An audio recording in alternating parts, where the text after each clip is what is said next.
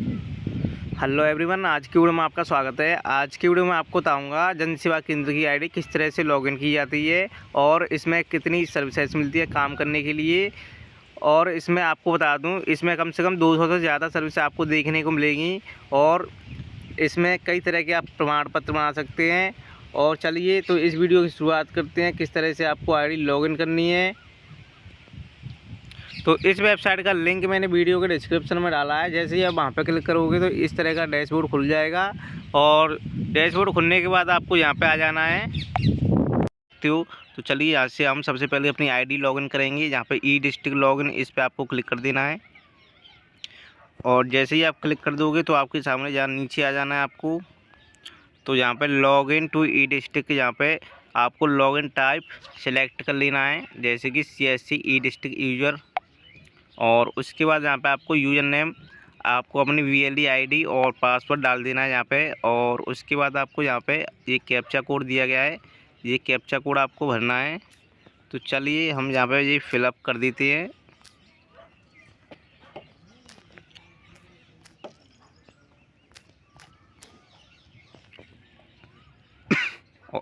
उसके बाद आपको यहाँ पे सबमिट पे क्लिक करना है।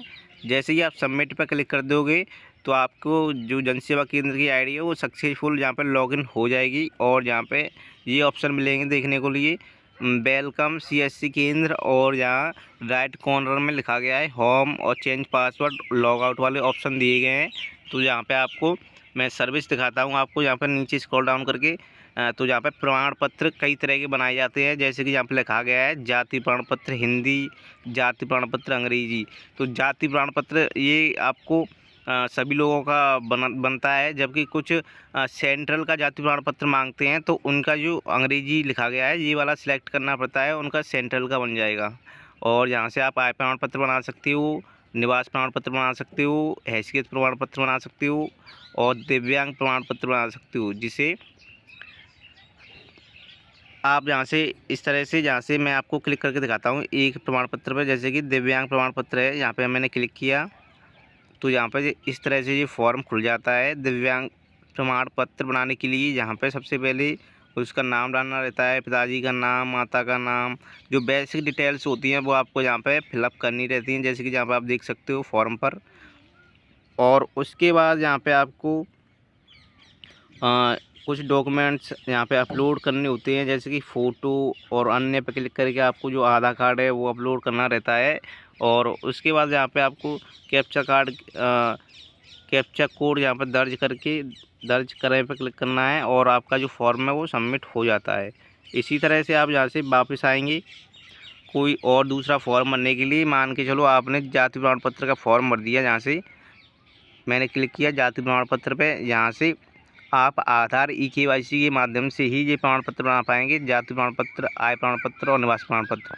अगर आपके आधार कार्ड में मोबाइल नंबर लिंक नहीं है तब ये आप नहीं बना पाओगे। तो सबसे पहले आपके आधार कार्ड में मोबाइल नंबर लिंक का होना ज़रूरी है। जैसे ही आप आधार नंबर डाल के और कैप्चा कोड डाल के और एक OTP आएगा, उसके बाद ऑटोमेटिकली आपकी सारी डिटेल्स फीच होकर आ जाएगी। और उसके बाद यहाँ पे आपको कुछ डॉक्यूमेंट सबमिट करने रहते हैं और आपका जो प्रमाण पत्र है वो बनकर यहाँ पे आएगा। मैं आपको बैक ले आता हूँ दिखाने के लिए। जैसे कि आपने अप्लाई कर दिया और उसका जो 8-10 दिन के बाद आपका वेरिफिकेशन के बाद आपका जो प्रमाण पत्र है वो यहाँ पे आता है इनबॉक्स में। जैसे कि मान लो आपने जाति प्रमाण पत्र अप्लाई किया था तो आप यहाँ से कास्ट सर्टिफिकेट यहाँ से चुन लोगे। अगर आपने इनकम सर्टिफिकेट अप्लाई किया तो इनकम सर्टिफिकेट को चुनोगे और यहाँ पे शो वाले ऑप्शन पर क्लिक करोगे तो आपके जितने भी आपने प्रमाण पत्र अप्लाई किए थे वो सभी यहाँ पे आपको देखने को मिल जाएंगे। जैसे ही आप यहाँ पे क्लिक करोगे, जैसे कि यहाँ पे मैं क्लिक कर देता हूँ एक पे, तो आपका जो तहसील द्वारा प्रमाण पत्र जो बना के भेजा गया आपके पास, तो इस तरह का वो प्रमाण पत्र दिखाई देगा। इस तरह से आप किसी का भी प्रमाण पत्र यहाँ से प्रिंट भी कर सकते हो। तो चलिए मैं यहाँ पे बैक हो जा रहा हूँ और होम वाले बटन पे फिर से क्लिक कर दिया है। तो आपको ये वाली जो प्रमाण पत्र है वो पता चल गया होगा किस तरह से बनाए जाते हैं। और यहाँ से अगर आपने किसी प्रमाण पत्र को अप्लाई कर दिया है और उसका स्टेटस जानना चाह रहे हैं तो आपको यहाँ पे क्लिक करना रहता है और यहाँ से आप उसकी आवेदन की स्थिति देख सकते हो कि अभी आपका जो डॉक्यूमेंट है वो कहाँ पर अभी प्रोसेस चल रहा है और कहाँ कहाँ पर अभी अटका हुआ है, तो जहाँ से आप देख सकते हो। और इसी तरह मैं वापस हो जाता हूँ यहाँ से। तो यहाँ पे ये वाली और सर्विस मिल जाती है आपको। यहाँ पे मैंने दिखा दूँ, विकलांग एवं समाज कल्याण विभाग द्वारा जो सर्विस दी गई हैं। तो यहाँ पे विकलांग व्यक्ति के विवाह पुरस्कार के लिए आवेदन किया जाता है। जितने भी विकलांग व्यक्ति होते हैं और उनकी शादी होती है तो उन्हें कुछ शादी के लिए पैसे दिए जाते हैं, यहाँ से उनके लिए यहाँ से आवेदन किया जाता है और कुछ पुरस्कार भी दिए जाते हैं इन लोगों को।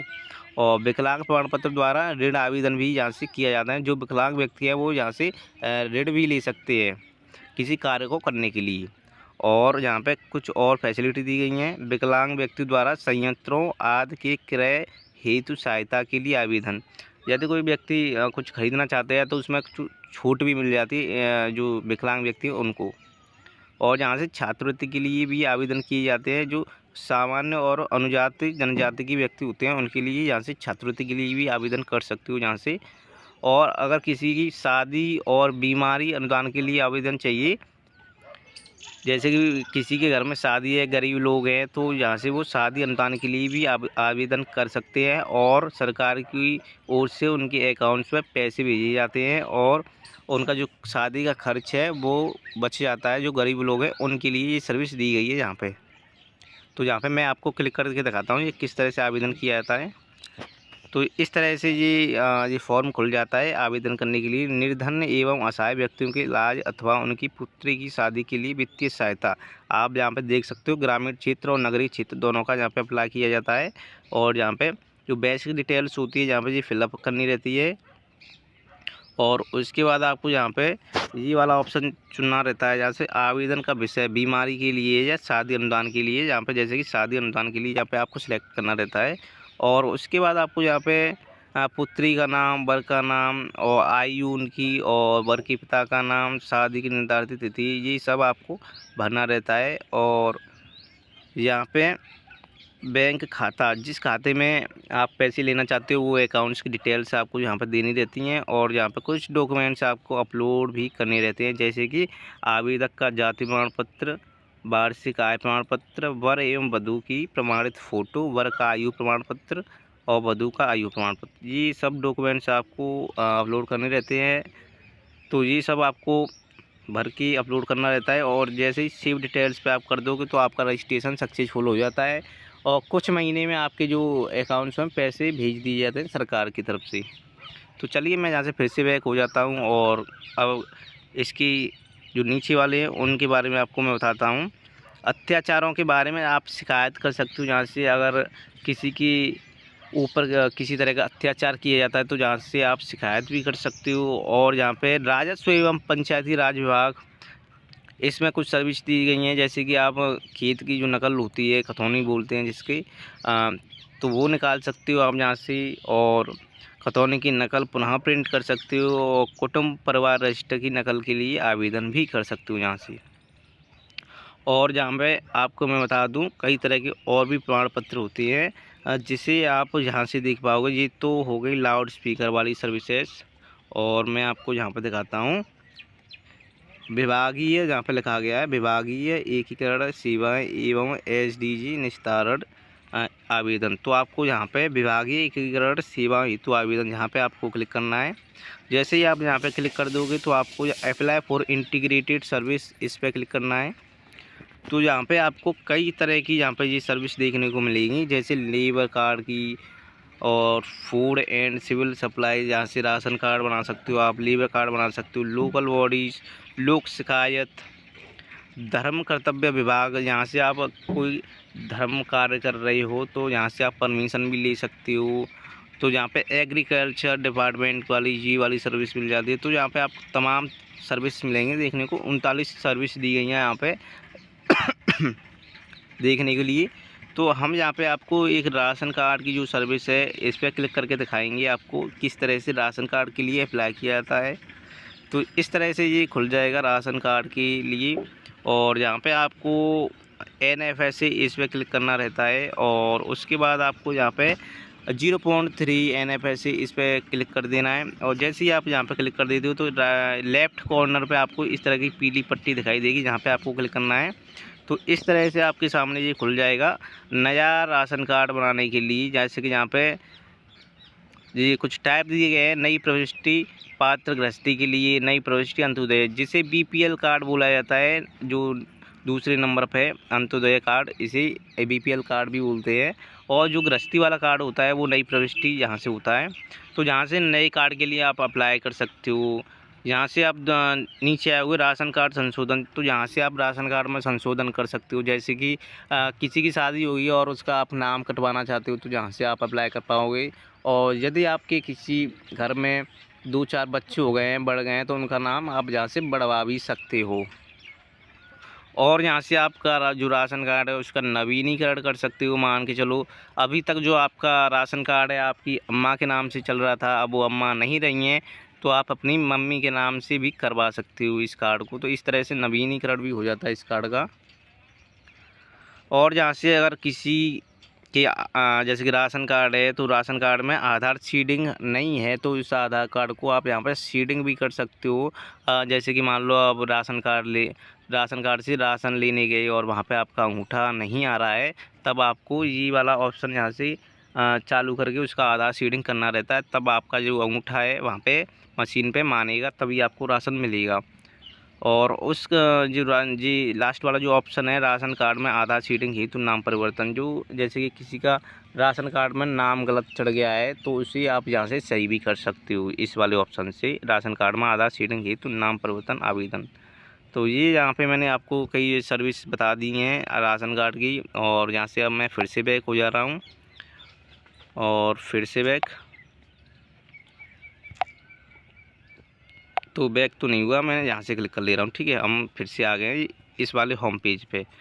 अगर आपने किसी जैसे कि प्रमाण पत्र को अप्लाई किया है और अभी तक वो पेंडेंसी दिखा रहा है, तो आपको यहाँ पे पेंडेंसी एप्लीकेशन यहाँ पे क्लिक करना है। तो यहाँ से आप देख सकते हो कितने सर्टिफिकेट अभी पेंडिंग है आपके सेंटर से जो फॉरवर्ड नहीं किए हैं, तो उनकी यहाँ से लिस्ट देख सकते हो। जैसे कि इनकम सर्टिफिकेट पर मैंने यहाँ पे क्लिक किया, तो आपको ये 9 मेरा दिखा रहा है, अभी पेंडेंसी चल रहा है। ये इनको मैंने अभी फॉरवर्ड नहीं किया है, जिसकी वजह से ये अभी मेरे सेंटर पर ही हैं। और जहाँ से आप क्लिक करके इनको फॉरवर्ड कर सकते हो। जैसे कि ये वाला जो फॉर्म है, ये आपको नीचे आ जाना है सबसे, और यहाँ पे दर्ज करें पर क्लिक करके आपको ये फॉर्म आपकी फ़ीस आपकी वॉलेट से कटेगी, तब जाके फॉरवर्ड होता है तहसील के लिए। वहाँ से आपके जो अधिकारी हैं वो वेरीफाइड करके आपके सेंटर पर दोबारा से भेज देते हैं, तब आप कस्टमर को प्रिंट करके दे सकते हो। तो हम फिर से इसको वापस हो जा रहे हैं यहाँ से, और यहाँ पे आपको ये वाली सर्विस दिखाएंगे। उत्तर प्रदेश की लाभार्थी पूरक योजनाओं से लाभान्वित लाभार्थियों की सूची, जहाँ पे आपको क्लिक करना है। तो यहाँ से आपको कई सर्विस मिलेंगी, इस वेबसाइट मिलेंगी, यहाँ से आप कई सर्विस का लाभ ले सकते हो। जैसे कि food and civil supply department, जहाँ पे आपको ये वाला ऑप्शन मिल जाएगा। और यहाँ से आपको मैं दिखाता हूँ नीचे, ये जो स्कीम है आप देख सकते हो, सोशल वेलफेयर डिपार्टमेंट्स। तो यहाँ से कई तरह के ये स्कॉलरशिप के फॉर्म दिए गए हैं, जैसे कि Indira Gandhi old age pension form और पोस्ट मैट्रिक स्कॉलरशिप फॉर्म आप यहाँ से भर सकते हो। प्री मैट्रिक स्कॉलरशिप फॉर्म, और जो पेंशन के जो फॉर्म होते हैं, Indira Gandhi pension window pension scheme, यहाँ पे आप देख सकते हो, ये आप यहाँ से फॉर्म भी फिलअप कर सकते हो। तो कई तरह की यहाँ पे ये सर्विस दी गई हैं, इनका आप लाभ ले सकते हो। जो जन सेवा केंद्र की जो आईडी होती है उसमें कम से कम 260 सर्विस आपको देखने को यहाँ पे मिल जाती हैं अलग अलग तरह की।